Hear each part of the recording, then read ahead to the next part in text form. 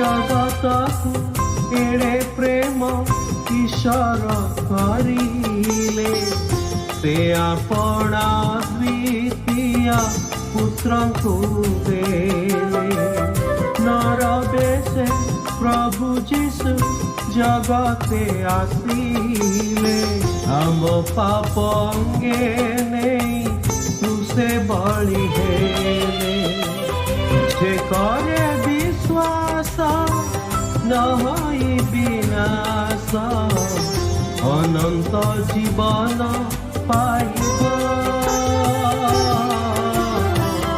बंधु एक कथा विवेचना प्रभु श्रीकृष्ण प्रेममय नाम आपण को अभिवादन।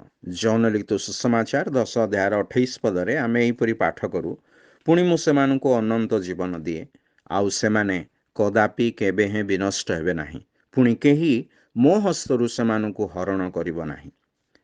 मनुष्य जातिर पाप आपणा उपरे बहन करी प्रभु श्रीख्रीष्ट मनुष्यर परित्राण निमंते क्रूसरे बलिकृत होई तृतीय दिन रे मृत्युरु पुनर्सित हेले जेपरि जे केही तांकठारे विश्वास करे से परित्राण प्राप्त हुए पुणी प्रभु जीशु ताकू अनंत जीवन दियंती अर्थात से व्यक्तिर जीवनर विशेषता हुए जे से सदाकाल जीवित रहिब से सही जीवन प्राप्त हेबे जहाँ प्रभु यीशुंकर जीवन अटे आउ ताहा कदापि शेष हेब नाही कि विनष्ट हेब नाही से ताहाकू द्वितीय मृत्यु अर्थात नरक आस्वादन करने देबे नाही।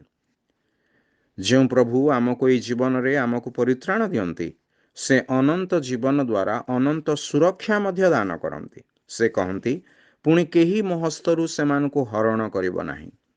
जो सर्वशक्तिमान हस्त समग्र विश्व सृष्टि करिएछि पुणी आम समस्त को प्रतिपालन करुअछि सेही हस्तरे से आमको अनंत सुरक्षा प्रदान करती आउ आमको केही ताहांक हस्तरु टाणी नेब नाही।